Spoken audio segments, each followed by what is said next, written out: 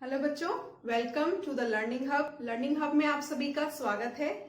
तो आज हम लेकर आए हैं आपके लिए क्लास 11th का जो एक चैप्टर है हाइड्रोजन। आपकी एनसीईआरटी की जो बुक्स हैं उसमें सेकंड पार्ट जो है आपकी बुक का, उसमें चैप्टर नंबर 2 या यूनिट नंबर 2 कहिए, वो है आपका हाइड्रोजन के लिए। तो आज हम उसी चैप्टर की शुरुआत करेंगे और समझेंगे हाइड्रोजन के बारे में। हाइड्रोजन की अगर हम बात करें तो ये बहुत ही रिएक्टिव गैसेस मानी जाती है। हाइड्रोजन एक गैस के रूप में मिलता है। सबसे पहली बात, जो आपका H2 है ये किस फॉर्म में मिलता है? आपका गैस फॉर्म में, ठीक। और यूनिवर्स में, पूरे ब्रह्मांड की अगर हम बात करें, अपने एटमॉस्फेयर की नहीं, अगर हम पूरे यूनिवर्स की बात करें तो यूनिवर्स में जो हाइड्रोजन का परसेंटेज है लगभग 76% है। और अगर हम अपनी अर्थ के एटमॉस्फेयर की बात करें, अर्थ एटमॉस्फेयर की अगर हम बात करें तो अर्थ के एटमॉस्फेयर में जो हाइड्रोजन है वो बहुत ही कम अमाउंट में मिलता है, फाउंड इन लेस अमाउंट। क्यों? जब ब्रह्मांड में आपका 76% है तो अर्थ के एटमॉस्फेयर में लेस अमाउंट में क्यों मिलता है? इसका रीजन है कि ये जो H2 गैस है ये आपकी बहुत ही रिएक्टिव होती है, वेरी रिएक्टिव। और रिएक्टिव होगी तो सबके साथ रिएक्शन करने लगेगी, अलग अलग तरह के कंपाउंड्स बनने लगेंगे, अलग अलग तरह की चीजें बनने लगेंगी। तो इस वजह से ये लेस अमाउंट में मिलती है। और कहां मिलती है ये लेस अमाउंट में? कहीं तो मिलेगी, तो आपके वॉल्केनोज में और आपकी जो नेचुरल गैसेस हैं, नेचुरल गैसेस रिजर्वियर में, इन जगहों पर आपका जो H2 है वो मिलता है। H2 एक गैस है, यूनिवर्स में इसका परसेंटेज लगभग 76% है। और अर्थ के एटमॉस्फेयर की हम बात करें तो बहुत ही कम अमाउंट में मिलती है, लेस अमाउंट में, रिएक्टिव गैस है, ठीक। और कहां मिलती है? आपकी वॉल्केनोज में, और जहां पर नेचुरल गैस के आपके रिजर्व्स रहते हैं वहां पर आपका H2 गैस मिलती है। अगर हम अब बात करें पीरियोडिक टेबल की, ये आपका पीरियोडिक टेबल कुछ इस तरह का है, ठीक। ये आपका जनरल, ठीक, ये आपका एल्काइल मेटल्स या जिसको हम बोलते हैं ग्रुप 1, ये ग्रुप 2 है। फिर 3, 4, 5, 6, 7, 8, 9, 10 ऐसे करके अप टू 18th ग्रुप तक है, ठीक। ये आपका 18th ग्रुप और ये आपका 17th ग्रुप। समझना जरा, यहां पर हमें यहां पर F ब्लॉक एलिमेंट से मतलब नहीं है, अभी सिर्फ हमें हाइड्रोजन पर ध्यान देना है। हाइड्रोजन की जो पोजीशन है पीरियोडिक टेबल में, ये पोजीशन आपकी फिक्स नहीं है, ठीक। इसको यहां कहीं बीच में, आप जब पीरियोडिक टेबल देखेंगे तो यहां कहीं बीच में इसको रखा जाता है, ठीक। ये जो बॉक्स बनाया जाता है ये H2 के लिए, जो हाइड्रोजन है उसके लिए बनाया जाता है, ठीक। अब क्यों बनाया जाता है? हाइड्रोजन को किसी एक ग्रुप में या किसी एक पीरियड में क्यों नहीं रखा गया? जो हाइड्रोजन है उसकी जो पोजीशन है पीरियोडिक टेबल में अभी भी कंट्रोवर्शियल है। कुछ साइंटिस्ट कहते हैं कि ये ग्रुप 1 के साथ सिमिलैरिटीज शो करता है, इसकी जो फिजिकल और केमिकल प्रॉपर्टीज होती हैं वो ग्रुप 1 से सिमिलर है। वहीं कुछ साइंटिस्ट कहते हैं कि जो हाइड्रोजन है उसकी प्रॉपर्टीज, फिजिकल और केमिकल प्रॉपर्टीज ग्रुप 17 से मैच करती हैं, तो उसको ग्रुप 17 में रखना चाहिए। अब दोनों की अगर हम बात करें तो जो तर्क अपने देते हैं, जो पॉइंट्स वो अपने रखते हैं, कुछ रिएक्शंस के, कुछ जो भी वो देते हैं, उन सब की वजह से इसकी ना तो ग्रुप 1 में रखा ना ग्रुप 17 में रखा, इसको बीच में रखा है। तो हाइड्रोजन की जो पोजीशन है वो किन वजहों से, क्या रीजन है कि जो हाइड्रोजन है उसकी पोजीशन फिक्स नहीं है, उसको आज हम समझेंगे, ठीक। तो इतना नोट करिए, फिर चलते हैं हम आगे हाइड्रोजन की पोजीशन पर।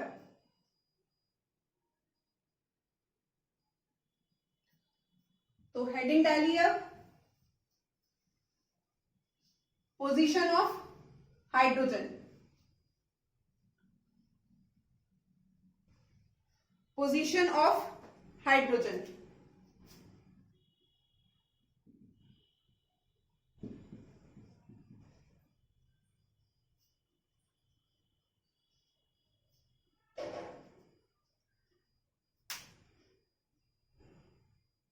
अब हाइड्रोजन की पोजीशन कहां रखी गई है आपकी पीरियोडिक टेबल में? बीच में इस तरह का एक बॉक्स में हाइड्रोजन को रखा गया है। ये जो हाइड्रोजन है ये किन किन से आपकी सिमिलैरिटी शो करता है? ग्रुप 1 के जो एलिमेंट्स हैं और ग्रुप 2 के जो एलिमेंट्स, 17 के जो एलिमेंट्स हैं, इन दोनों ही ग्रुप के जो एलिमेंट्स हैं उनसे हाइड्रोजन आपकी सिमिलैरिटीज शो करता है। ग्रुप 1 के एलिमेंट्स को क्या कहा जाता है आपका? एल्काइल मेटल्स, हिंदी में क्षार धातु। क्लियर? ग्रुप 17 के एलिमेंट्स को क्या कहा जाता है आपका? Halogens.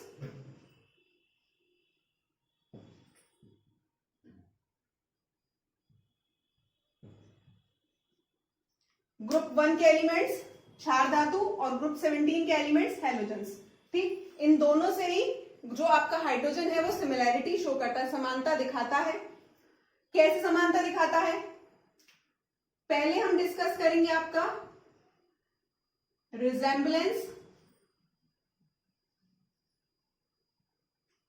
With alkyl metals, resemblance with alkyl metals या ग्रुप 1। पहले हम देखेंगे एल्काइल मेटल्स या ग्रुप 1 से किस तरह से सिमिलैरिटीज शो होती हैं। तो इसमें पहले हम कुछ केमिकल और फिजिकल प्रॉपर्टीज देखेंगे। इसमें सबसे पहले अगर हम बात करें इलेक्ट्रॉनिक कॉन्फ़िगरेशन की, इलेक्ट्रॉनिक कॉन्फ़िगरेशन, इलेक्ट्रॉनिक विन्यास की, तो हाइड्रोजन का एटॉमिक नंबर कितना होता है आपका? हाइड्रोजन का एटॉमिक नंबर होगा 1। क्लियर? इसका इलेक्ट्रॉनिक कॉन्फ़िगरेशन करेंगे तो 1s1। आखिरी इलेक्ट्रॉन किस में गया आपका? s ऑर्बिटल में। अब आओ एल्काइल मेटल्स पर। एल्काइल मेटल्स कौन से होंगे आपके? आपका लिथियम, सोडियम, पोटेशियम, ये सारे क्या हैं आपके? एल्काइल मेटल्स हैं। लिथियम का इलेक्ट्रॉनिक कॉन्फ़िगरेशन करें 1s2 2s1। सोडियम का करेंगे 1s2 2s2 2p6 3s1। अब आए पोटेशियम पर 1s2 2s2 2p6 3s2 3p6 और 4s2। अब देखिए हाइड्रोजन और ये सारे क्या हैं आपके? एल्काइल मेटल्स, यही है। हाइड्रोजन का आखिरी इलेक्ट्रॉन किस में गया? s ऑर्बिटल में। यहां लिथियम का भी s ऑर्बिटल में गया, सोडियम का भी s ऑर्बिटल में और पोटेशियम का भी s ऑर्बिटल में। तो इलेक्ट्रॉनिक कॉन्फ़िगरेशन से हमें क्या पता चलता है? इलेक्ट्रॉनिक कॉन्फ़िगरेशन देखकर हम क्या समझ सकते हैं कि हाइड्रोजन का जब s ऑर्बिटल में जा रहा है तो एल्काइल मेटल्स का भी s ऑर्बिटल में जा रहा है। इस तरह से इलेक्ट्रॉनिक कॉन्फ़िगरेशन से हमें सिमिलैरिटी देखने को मिली हाइड्रोजन में और एल्काइल मेटल्स में। क्लियर? दूसरी चीज, इलेक्ट्रॉनिक कॉन्फ़िगरेशन के बाद अगर हम बात करें ऑक्सीडेशन स्टेट की, ऑक्सीडेशन स्टेट, हिंदी में ऑक्सीकरण अवस्था। ऑक्सीडेशन स्टेट क्या होती है? आपका वैलेंस शेल में इलेक्ट्रॉन्स का नंबर आपका ऑक्सीडेशन स्टेट कहलाता है। ऑक्सीडेशन स्टेट को अगर हम डिफाइन करें तो ऑक्सीडेशन स्टेट क्या है?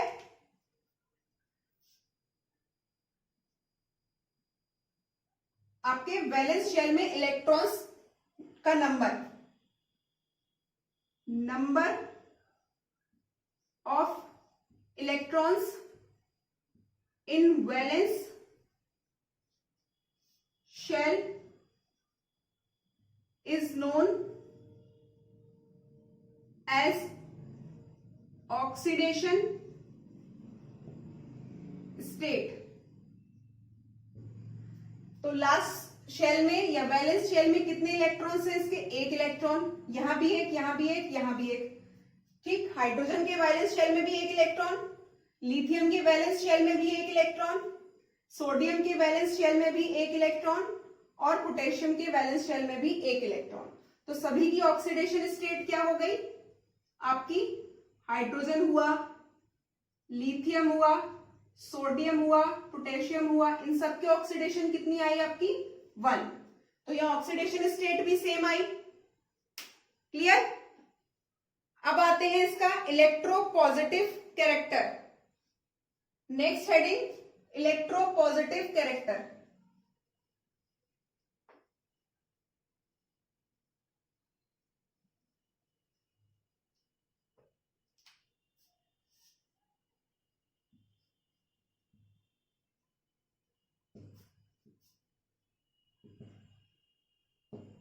इलेक्ट्रो पॉजिटिव कैरेक्टर दिख रहा है इतना? ठीक। अब इलेक्ट्रो पॉजिटिव कैरेक्टर क्या होगा आपका? हाइड्रोजन से अगर आप एक इलेक्ट्रॉन निकाल देंगे तो क्या बनाएगा ये? H+। इसी तरह अगर आप लिथियम से एक इलेक्ट्रॉन निकाल देंगे तो ये क्या बनाएगा? Li+, लिथियम प्लस एक पॉजिटिव। इसी तरह अब आइए सोडियम पर। सोडियम भी अपने शेल से एक इलेक्ट्रॉन निकालकर Na+ बनाएगा, पोटेशियम भी K+ बनाएगा। क्लियर हुआ? तो इलेक्ट्रोपॉजिटिव कैरेक्टर हमें क्या दिखा रहा है कि अगर हाइड्रोजन और एल्काइल मेटल्स अपने लास्ट शेल से इलेक्ट्रॉन को निकालते हैं तो वो सभी में क्या आएगा? एक एक प्लस चार्ज ऑक्यूपाई कर लेंगे, एक एक प्लस चार्ज आ जाएगा। अब सभी पर एक ही प्लस चार्ज है, कहीं भी आपको +2 या +3 नहीं दिखेगा। तो ये क्या है? सेम इलेक्ट्रोपॉजिटिव कैरेक्टर आपका दिखा रहे हैं। मतलब एक इलेक्ट्रॉन निकालने के बाद जो कैटाइन है वो आपका सेम है, जो कैटाइन पर पॉजिटिव चार्ज है वो आपका चार्ज क्या है? सेम है, +1 +1 +1 +1। तो इससे क्या पता चल रहा है कि हाइड्रोजन और एल्काइल मेटल्स दोनों ही सेम इलेक्ट्रोपॉजिटिव कैरेक्टर आपका शो करते हैं। क्लियर हुआ इलेक्ट्रोपॉजिटिव कैरेक्टर? नोट करिए।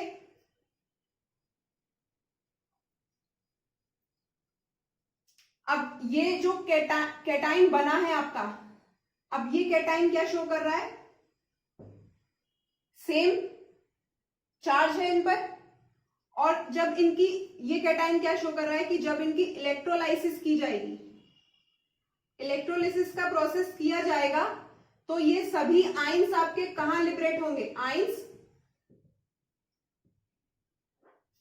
कहां लिबरेट होंगे? आपका इलेक्ट्रोलिसिस की प्रोसेस होती है, एक कैथोड एक एनोड लगाया जाता है। तो ये जब इलेक्ट्रोलिसिस की प्रोसेस होगी और उसमें ये इनमें से किसी को भी एक को डाला जाएगा तो उस प्रोसेस में ये जो आइंस बने, ये आइंस एक कैथोड पे या एनोड पे किसी पर जाएंगे तो ये सभी आइंस आपके कौन सी सेल पर जाएंगे? कौन से इलेक्ट्रोड पर जाएंगे? सेल या इलेक्ट्रोड, किस टाइप के इलेक्ट्रोड पर जाएंगे? आपके कैथोड पर जाएंगे या एनोड पर जाएंगे? आपके कैटाइंस हैं ये। ठीक, तो ये सभी आपके आइंस लिबरेट होंगे किस पर? इलेक्ट्रोड पर। इलेक्ट्रोड कहिए आप या सेल कहें। ये किस टाइप का सेल होगा आपका? कैथोड। कहां लिबरेट होंगे सभी? कैथोड पर। ठीक, इलेक्ट्रोपॉजिटिव कैरेक्टर क्लियर हुआ। फोर्थ हम आते हैं एफिनिटी ऑफ फॉर, इसे रब करते हैं।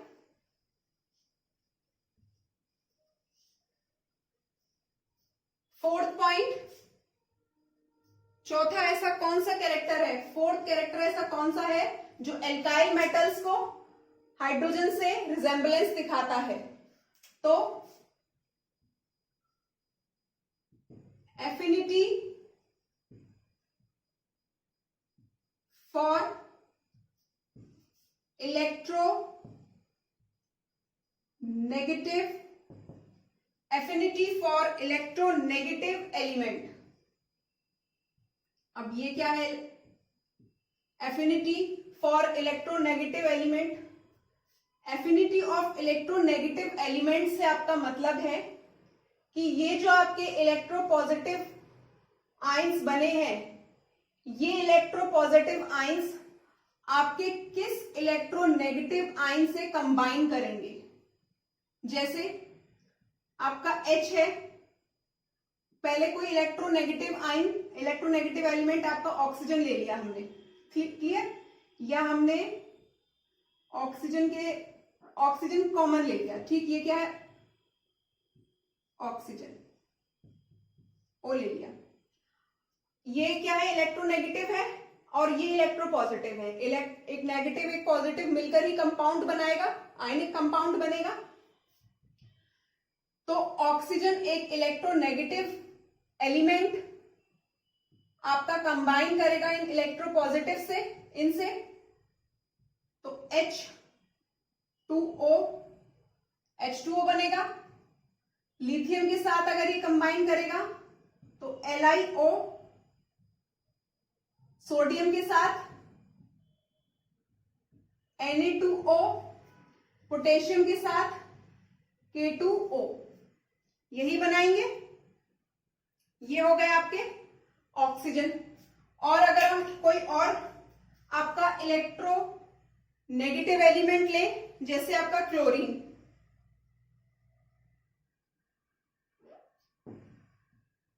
Cl, तो क्या बनाएगा आपका? HCl, LiCl, NaCl, KCl। Chlorine के अलावा और कोई इलेक्ट्रोनेगेटिव एटम आपका? सल्फर ले लें, सल्फर भी आपका इलेक्ट्रोनेगेटिव है, S, H2S, LiS, NaS और KS, सब में 2। क्लियर हुआ? तो ये हुआ आपका एफिनिटी फॉर इलेक्ट्रोनेगेटिव एटम। अगर आप इसकी डेफिनेशन लिखना चाहें तो डेफिनेशन में लिख सकते हैं,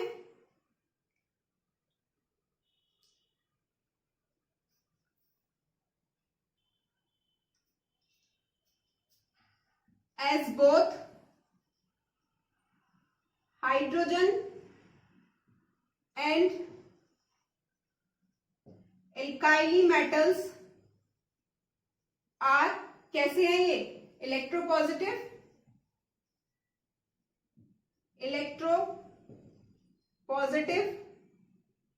इन नेचर, ठीक, so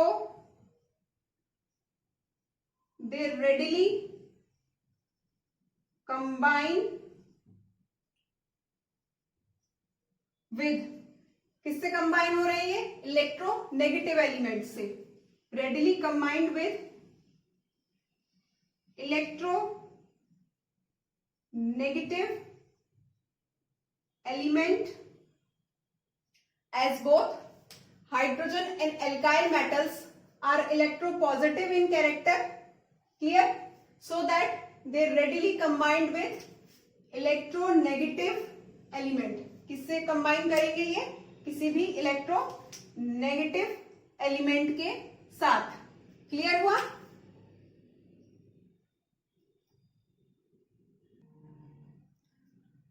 लास्ट देखते हैं इसमें रिड्यूसिंग नेचर। रिड्यूसिंग नेचर क्या होता है? रिड्यूसिंग नेचर किसी भी एलिमेंट की वो प्रॉपर्टी है जिसकी वजह से अगर किसी कंपाउंड के पास आपका ऑक्सीजन मौजूद है तो वहां से ऑक्सीजन को रिमूव कर कर अपने साथ ऑक्सीजन से रिएक्शन करके कंपाउंड फॉर्म कर लेता है। फिफ्थ है आपका रिड्यूसिंग नेचर। आपके जो एल्काइल मेटल्स हैं वो बहुत अच्छे आपके रिड्यूसिंग एजेंट माने जाते हैं। रिड्यूसिंग एजेंट, ठीक, रिड्यूसिंग एजेंट या रिमूव ऑक्सीजन फ्रॉम कंपाउंड्स। और एल्काइल मेटल्स के साथ आपका जो हाइड्रोजन है ये भी एक बहुत अच्छा आपका रिड्यूसिंग एजेंट माना जाता है।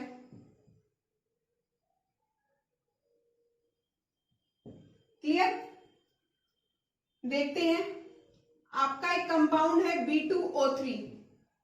क्या है एक compound? B2O3। Clear?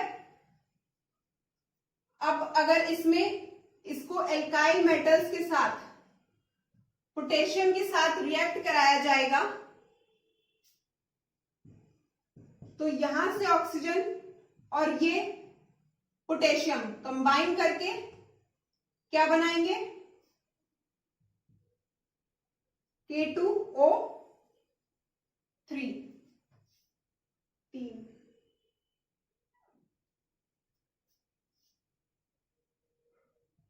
3K2O। Clear? ये हुआ आपका पोटेशियम। अब ये क्या है? आपका एल्काइल मेटल है। इसी तरह अगर हम हाइड्रोजन की बात करें, Fe2O4, Fe2O4 आयरन का ऑक्साइड। क्लियर? Fe3O4 आयरन का ऑक्साइड। अब ये हाइड्रोजन के साथ अगर रिएक्शन कर ले तो यहां से ऑक्सीजन आपका अलग होके हाइड्रोजन के साथ रिएक्शन करेगा और क्या बनाएगा? ये थंब रूल है कि जब भी हाइड्रोजन और ऑक्सीजन कंबाइन करते हैं तो हमेशा आपका वाटर का मॉलिक्यूल बनता है। तो यहां पहले हम बनाते हैं वाटर का मॉलिक्यूल। कितने? हाइड्रोजन यहां पर 4 2 8 है, यहां कितने आपके? केवल 2। ये हो गए 4 2 8, ऑक्सीजन 4। क्लियर? अब बचा क्या यहां पर हमारा? आयरन। तो हमने देखा चाहे वो एल्काइल मेटल हो या हाइड्रोजन हो, दोनों ही क्या है? आपके रिड्यूसिंग एजेंट है। यहां से भी हाइड्रोजन आपका एल्काइल मेटल्स के जैसे सिमिलैरिटीज को शो कर रहा है। अब सिमिलैरिटीज के साथ साथ इनमें कुछ डिफरेंसेस भी हैं। अब सिमिलैरिटीज हैं तो हमें पूरी तरीके से हाइड्रोजन को एल्काइल मेटल्स के साथ रख देना चाहिए था, पर सिमिलैरिटीज के साथ साथ हाइड्रोजन आपका एल्काइल मेटल्स के साथ कुछ डिफरेंसेस भी शो करता है। तो डिफरेंसेस क्या है आपके?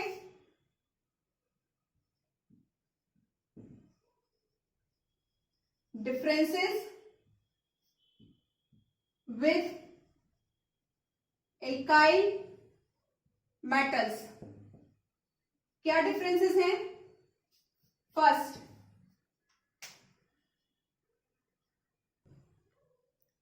सबसे पहला डिफरेंस, आपके एल्काइल मेटल्स वो आपके टिपिकल मेटल्स कहलाते हैं। क्या है? जितने भी एल्काइल मेटल्स हैं आपके वो क्या है? टिपिकल मेटल्स हैं। पर आपका जो हाइड्रोजन है वो क्या है? Non metal. वो क्या है आपका? Non metal. दूसरा डिफरेंस, जो हाइड्रोजन है वो क्या है आपका? डाई एटॉमिक होता है। Diatomic molecule. जब ये मॉलिक्यूलर फॉर्म में एग्जिस्ट करेगा तो कैसे होगा? ये H2 इसी फॉर्म में होता है। और आपके एल्काइल मेटल्स ये क्या है? आपके सारे मोनोएटॉमिक हैं।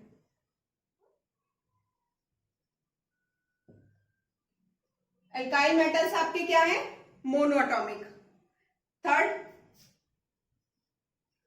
हाइड्रोजन की जो आयोनाइजेशन एंथैल्पी होती है, ionisation enthalpy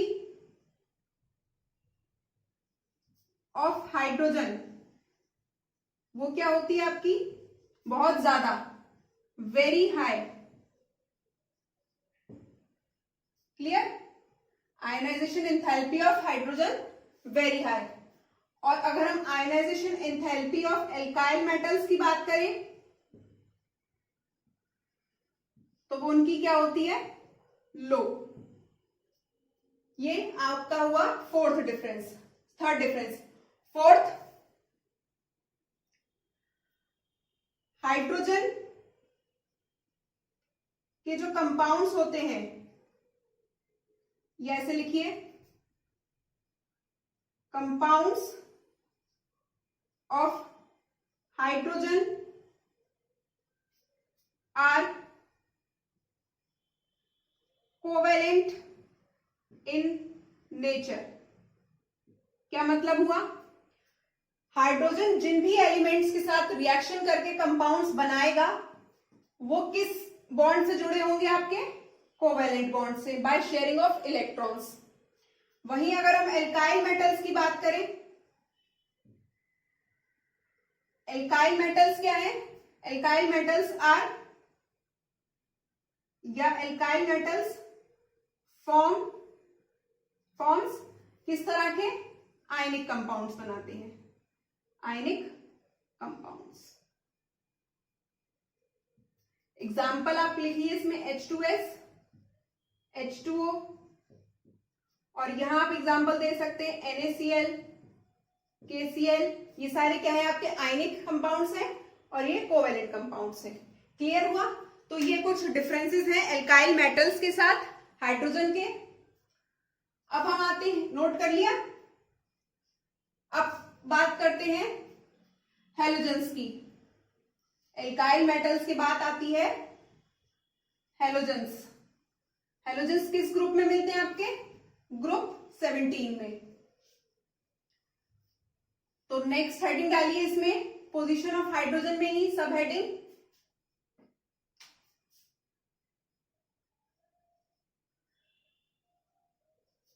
resemblance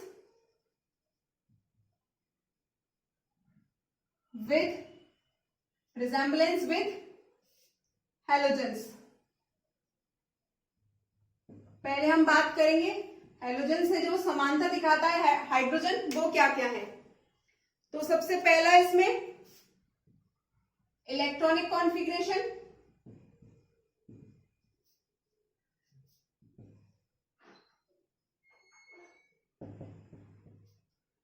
first electronic configuration, या जिसे हम हिंदी में कहते हैं इलेक्ट्रॉनिक विन्यास।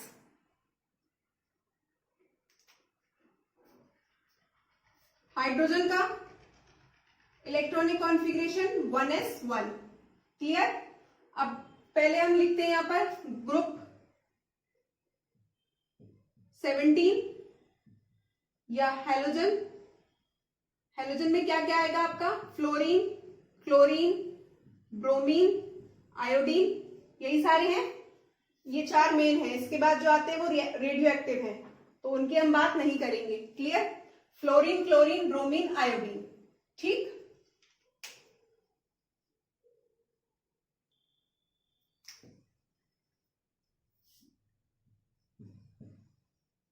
ग्रुप 17 या जिसे हम कहते हैं हैलोजन।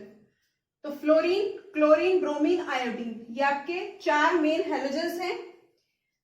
फ्लोरीन का एटॉमिक नंबर 9, क्लोरीन का 17, ब्रोमीन का होता है आपका 35 और आयोडीन का होता है आपका 53। ठीक, और हाइड्रोजन का कितना होता है आपका 1।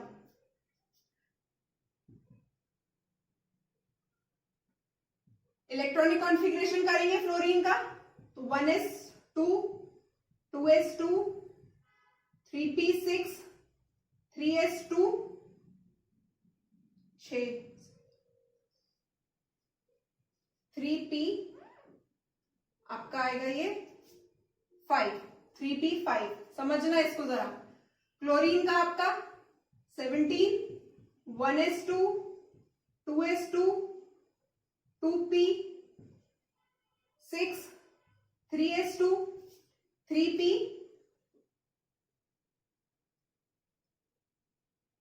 6 4 10 और 2 12, 3p6 4s2।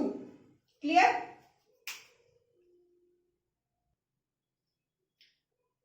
नहीं, ये आएगा लास्ट में 3p5।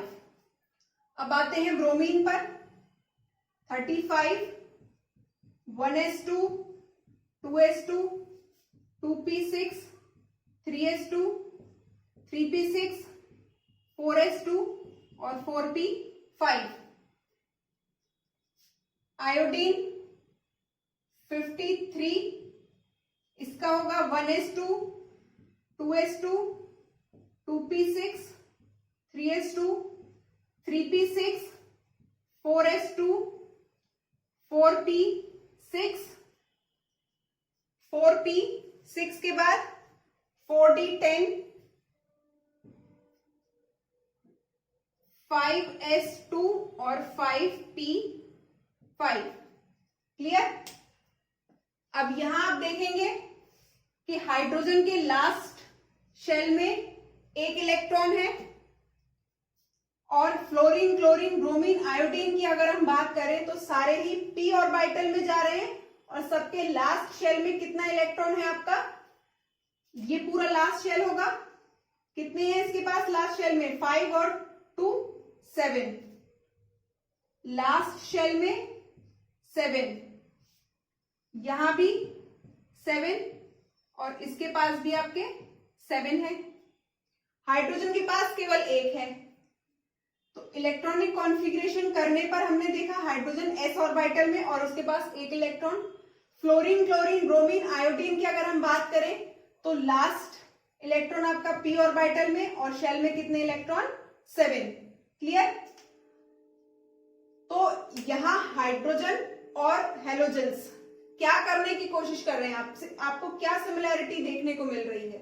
यहां ऐसे, यहां p है। तो ये हाइड्रोजन क्या शो करता है आपका? ड्यूप्लेट। ये मैंने आपको समझाया हुआ है ऑक्टेट और ड्यूप्लेट को। हाइड्रोजन क्या कोशिश करता है अपना? ड्यूप्लेट लेने की। मतलब लास्ट शेल में कितने इलेक्ट्रॉन्स होंगे आपके? 2 इलेक्ट्रॉन्स। अब इसके पास कितने हैं? 1। तो इसे कितने की जरूरत है? 1 इलेक्ट्रॉन की। जब इसके पास 1 इलेक्ट्रॉन आ जाएगा, इसका ड्यूप्लेट कंप्लीट हो जाएगा, तो ये कौन से नोबल गैसेस का इलेक्ट्रॉनिक कॉन्फ़िगरेशन अटेन करेगा? हाइड्रोजन की बात क्या आता है इधर? ग्रुप 18 की अगर हम बात करें, ग्रुप 18 में क्या है आपकी? नोबल गैसेस हैं, जो क्या होती हैं आपकी? Non reactive gases. और सारे ही एलिमेंट्स क्या कोशिश करते हैं कि उनके पास ग्रुप 18 का इलेक्ट्रॉनिक कॉन्फ़िगरेशन अटेन आ जाए, मतलब अटेन कर ले, उनके पास नोबल गैसेस का इलेक्ट्रॉनिक कॉन्फ़िगरेशन आ जाए, वो स्टेबल हो जाए, वो नॉन रिएक्टिव हो जाए। तो हाइड्रोजन को कितने इलेक्ट्रॉन की जरूरत है आपके? 1 इलेक्ट्रॉन की। ये किसके साथ कर लेगा आपका? हीलियम के जैसे बना लेगा। फ्लोरीन को, अब फ्लोरीन के पास लास्ट शेल में 7 इलेक्ट्रॉन, इसको भी कितने की जरूरत है? 1 इलेक्ट्रॉन की। इसी तरह क्लोरीन के पास 7, इसे भी 1 इलेक्ट्रॉन की अपना ऑक्टेट पूरा करने के लिए। सिर्फ हाइड्रोजन आपका ड्यूप्लेट दिखाता है, बाकी सारे एलिमेंट्स पीरियोडिक टेबल के ऑक्टेट कंप्लीट करने की कोशिश करते हैं, नोबल गैसेस का इलेक्ट्रॉनिक कॉन्फ़िगरेशन लेने की कोशिश करते हैं। तो फ्लोरीन जो है उसके पास भी 1 इलेक्ट्रॉन की कमी है, क्लोरीन के पास भी 1 इलेक्ट्रॉन की कमी है, ब्रोमीन के पास भी और आयोडीन के पास भी, और यहाँ हाइड्रोजन के पास भी। तो इन सभी के पास इलेक्ट्रॉनिक कॉन्फ़िगरेशन करने से हमने क्या देखा कि इन सभी के पास किसकी कमी है आपकी? 1 इलेक्ट्रॉन। 1 इलेक्ट्रॉन लेते ही इनका इलेक्ट्रॉनिक कॉन्फ़िगरेशन हो जाएगा पूरा, और ये क्या कर लेंगे आपका? Attain nearest noble gas electronic configuration, अपने सबसे पास वाली नोबल गैस का इलेक्ट्रॉनिक कॉन्फ़िगरेशन अटेन कर लेंगे। ठीक, कैसे करेंगे? हाइड्रोजन के पास कितने की जरूरत है? 1 की। तो नियरेस्ट नोबल गैस क्या हो जाएगी इसकी? हीलियम। हीलियम हो जाएगा। अब आते हैं फ्लोरीन पर। फ्लोरीन के नियरेस्ट कौन सी गैस होगी? 1 इलेक्ट्रॉन लेकर फ्लोरीन के नियरेस्ट होगी आपकी हीलियम के बाद नियॉन। क्लियर? अब आते हैं क्लोरीन पर।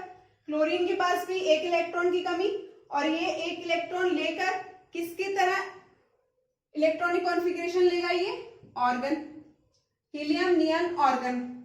ब्रोमीन लेगा आपका क्रिप्टॉन की तरह और आयोडीन लेगा आपका यहां जेनॉन की तरह। ठीक, आया समझ में electronic configuration? Resemblance with halogen, halogen से हाइड्रोजन किस तरह से समानता दिखा रहा है, किस तरह से रिजेंबलेंस दिखा रहा है कि सभी के पास एक एक इलेक्ट्रॉन की कमी है। अगर इनको एक एक इलेक्ट्रॉन दे दिया जाता है तो ये अपने नियरेस्ट नोबल गैसेस का इलेक्ट्रॉनिक कॉन्फ़िगरेशन अटेन कर लेंगे। क्लियर, नोट करिए इसे।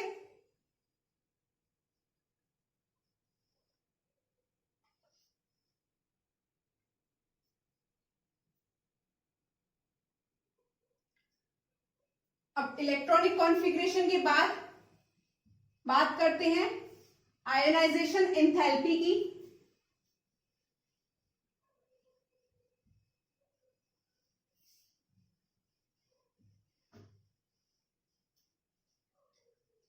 नेक्स्ट, आयोनाइजेशन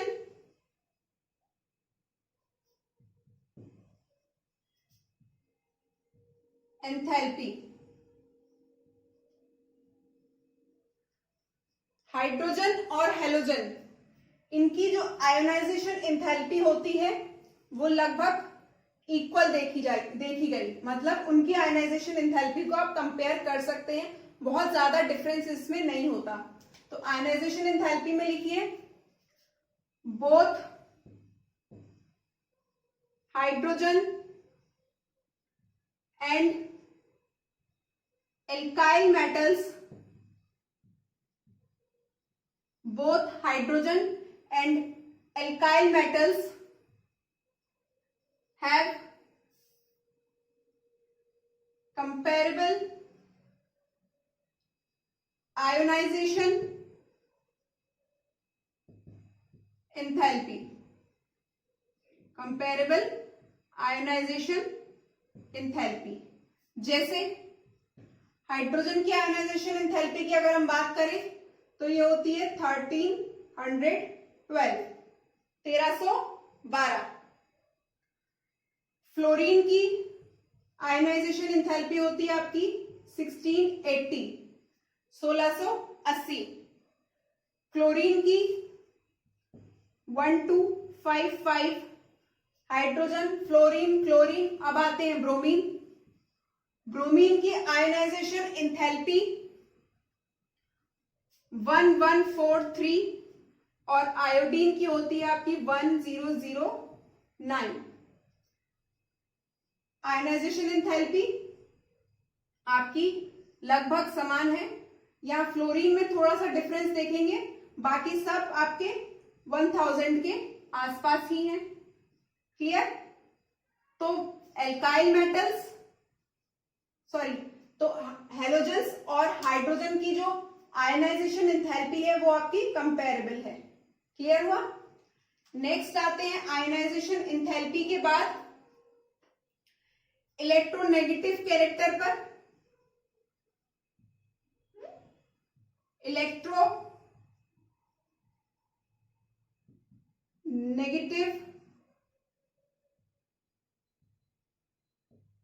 कैरेक्टर,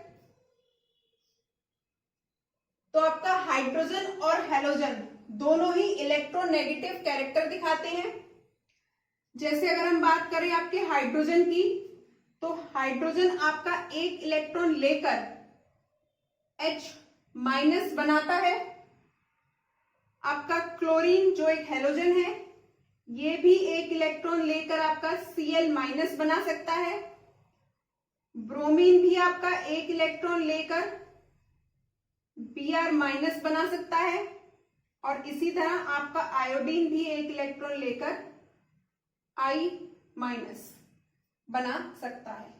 तो इलेक्ट्रोनेगेटिव कैरेक्टर भी इनका सेम है। इलेक्ट्रोनेगेटिव नेचर के बाद नेक्स्ट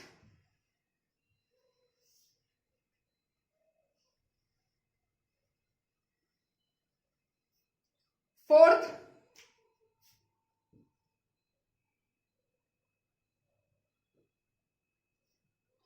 फोर्थ अगर हम बात करें इलेक्ट्रोनेगेटिव कैरेक्टर के बाद, लिबरेशन एट एनोड।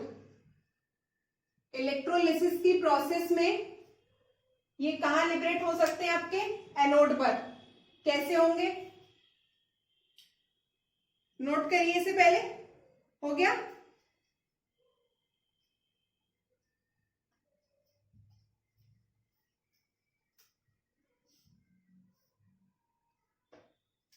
तो आपका हाइड्रोजन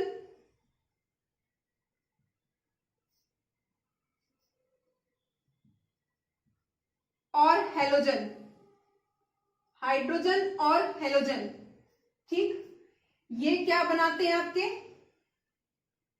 एल्काइल मेटल्स के साथ सॉल्ट, ठीक। जब हाइड्रोजन और हेलोजन आपके एल्काइल मेटल्स के साथ सॉल्ट बनाते हैं और उस सॉल्ट की इलेक्ट्रोलिसिस की जाए,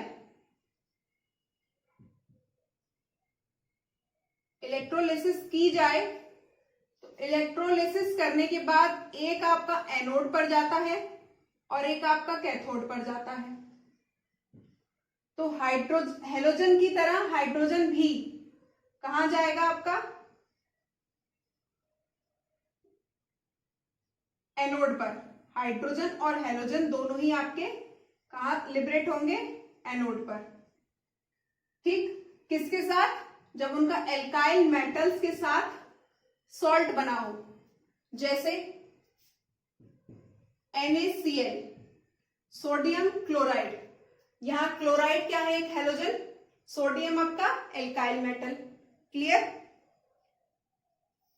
तो ये Na+ और Cl- बनाता है। Na+ किस पे जाएगा? आपका कैथोड पर। और Cl- आपका किस पे जाता है? एनोड पर। इसी तरह HCl,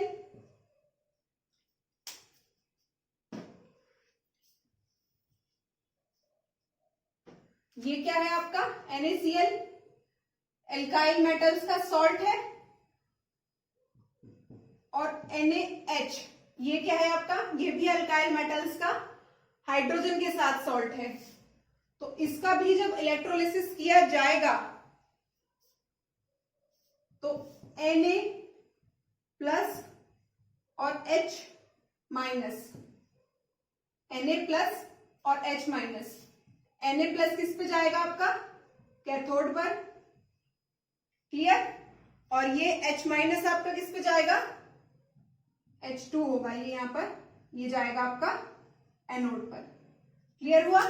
तो यहाँ क्लोरीन जो कि एक हेलोजन है और हाइड्रोजन दोनों आपके एल्काइल मेटल सॉल्ट की जब इलेक्ट्रोलिसिस की गई तो कहां लिबरेट हुआ? आपका एनोड पर। नोट करें।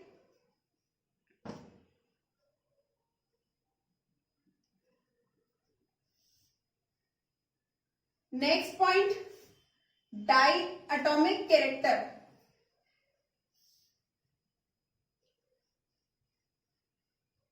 डाई एटॉमिक कैरेक्टर,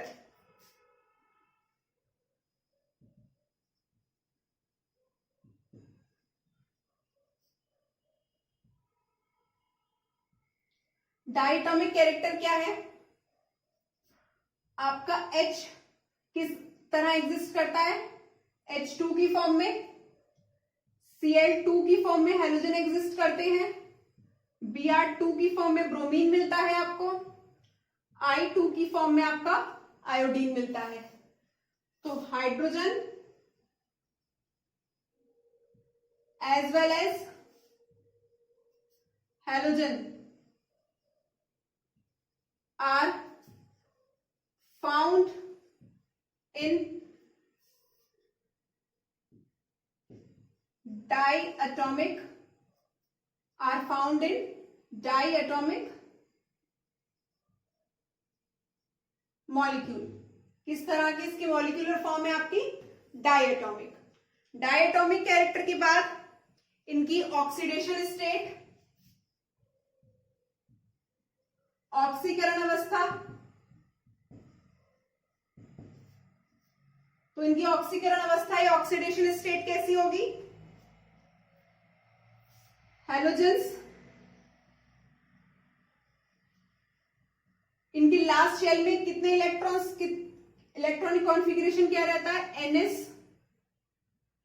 NS2 और NP5 यही रहता है। मतलब लास्ट शेल में कितने इलेक्ट्रॉन्स होते हैं आपके? 7। तो ऑक्सीडेशन स्टेट मैंने अभी बताया था कि लास्ट शेल में जितने इलेक्ट्रॉन्स हो, लेकिन कुछ कुछ जगह आपका ऑक्सीडेशन स्टेट, मतलब सिंपल ऑक्सीडेशन स्टेट आपका क्या है? ऑक्सीडेशन स्टेट का मतलब होता है कि आपके लास्ट शेल जो होता है उसका इलेक्ट्रॉनिक कॉन्फ़िगरेशन नोबल गैसेस की तरह हो जाए। जितने इलेक्ट्रॉन्स की अगर अधिकता है, इलेक्ट्रॉन्स की ज्यादा है तो वो इलेक्ट्रॉन दे सकते हैं और कमी है तो वो इलेक्ट्रॉन ले सकते हैं। अब यहाँ हैलोजन का जो ऑक्सीडेशन स्टेट होता है वो होता है इनका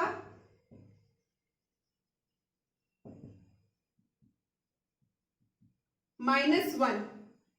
हैलोजेंस का ऑक्सीडेशन स्टेट कितना देखा गया है यहाँ पर? -1।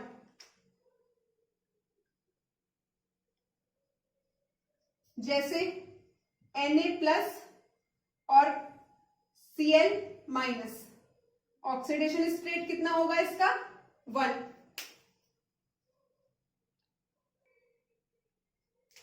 इसी तरह Na+, F-, Na+, I-, और इसी तरह हाइड्रोजन भी कहीं कहीं आपका ऑक्सीडेशन स्टेट -1 दिखाता है, जैसे Na+, H-। क्लियर हुआ? तो एल्काइल मेटल्स के साथ जब ये सॉल्ट बनाते हैं तो इनका ऑक्सीडेशन स्टेट कितना रह जाता है? -1। और वैसे हाइड्रोजन क्या ऑक्सीडेशन दिखाता है आपका? +1। क्लियर हुआ ऑक्सीडेशन स्टेट? ऑक्सीडेशन स्टेट के बाद आते हैं नॉन मेटालिक नेचर पर या नॉन मेटालिक कैरेक्टर पर। आपका हाइड्रोजन क्या है? एक नॉन मेटल है, और जो हैलोजेंस हैं वो भी क्या है आपके? Non metals. तो next heading non metallic nature.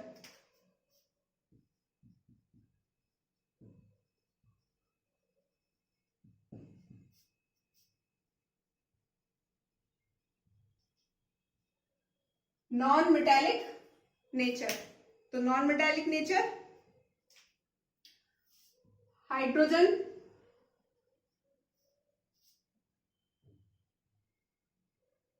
And halogen are typically क्या है? ये नॉन मेटल्स हैं। क्लियर हुआ? नॉन मेटल्स के बाद नेक्स्ट रिजेम्बलेंस हाइड्रोजन की विद हैलोजेंस वो है नेचर ऑफ कंपाउंड। किस तरह का आपका कंपाउंड फॉर्म होता है? Nature of compound. तो आपके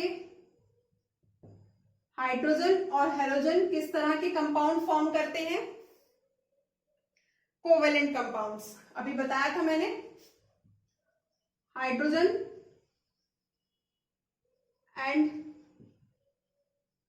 हैलोजेंस किस तरह के कंपाउंड फॉर्म करते हैं? आपके covalent compounds. Example HCl, H2S। HCl आपका कोवेलेंट कंपाउंड, H2S कोवेलेंट। इसके अलावा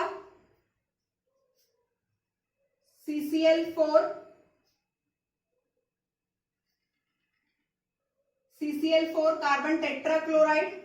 और क्या हो सकता है कोवेलेंट कंपाउंड इसमें? CH4 जर्मेनियम का हाइड्राइड। ये सारे क्या हैं आपके? कोवेलेंट इन नेचर हैं। अब आते हैं इसके बाद डिफरेंसेस। अब ये रिजेम्बलेंस, ये समानता तो हो गई, समझ में आ गया। अब जब समानताएं इतनी सारी हैं तो इसको हैलोजेंस के साथ क्यों नहीं रखा गया हाइड्रोजन को? क्योंकि इन रिजेम्बलेंस के साथ हाइड्रोजन कुछ डिफरेंसेस भी शो करता है हैलोजेंस के साथ। तो next, differences with halogen, differences with halogen. तो क्या क्या डिफरेंसेस हैं? तो पहला डिफरेंस, जो आपके हैलोजेंस होते हैं, हैलोजन फॉर्म या हैलोजेंस रेडिली फॉर्म, क्या फॉर्म करते हैं आपके? हैलाइड्स। हैलोजेंस हैं तो हैलाइड्स फॉर्म होंगे, while hydrogen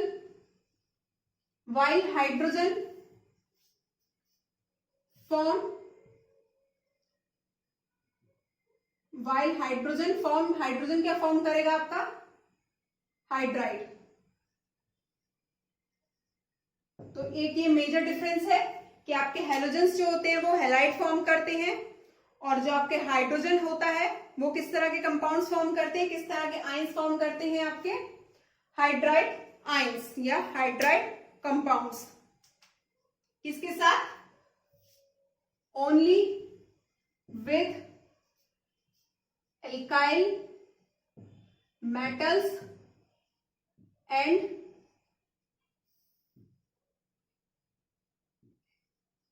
alkaline earth metal. Group 1 और ग्रुप 2 के जो एलिमेंट्स हैं उसके साथ हैलोजन जो है वो आपका हैलाइड बनाएगा और हाइड्रोजन आपका हाइड्राइड बनाएगा, एल्कलाइन अर्थ मेटल। दूसरा डिफरेंस क्या है हाइड्रोजन और हैलोजेंस के बीच में? तो दूसरा डिफरेंस, इन मॉलिक्यूलर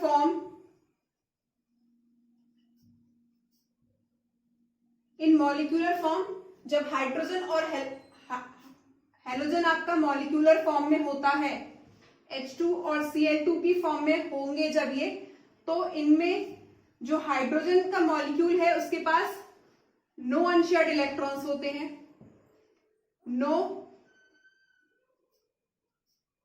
अनपेयर्ड इलेक्ट्रॉन्स, और जबकि क्लोरीन के पास क्या होता है? इनके पास अनपेयर्ड इलेक्ट्रॉन्स मिलते हैं।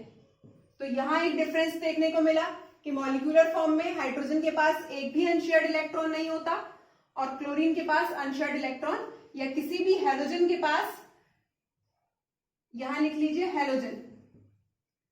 हैलोजन के पास आपका अनपेयर्ड इलेक्ट्रॉन मिलेगा। तीसरा डिफरेंस हाइड्रोजन और हैलोजन के बीच में,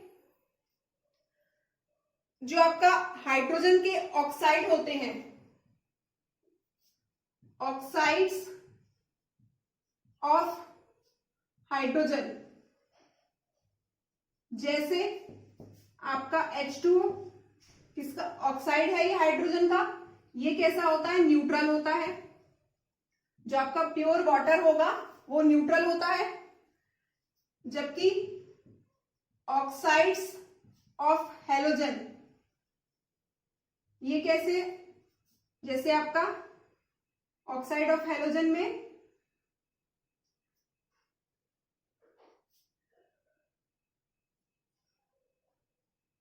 ऑक्साइड ऑफ हैलोजन का कोई एक एग्जांपल,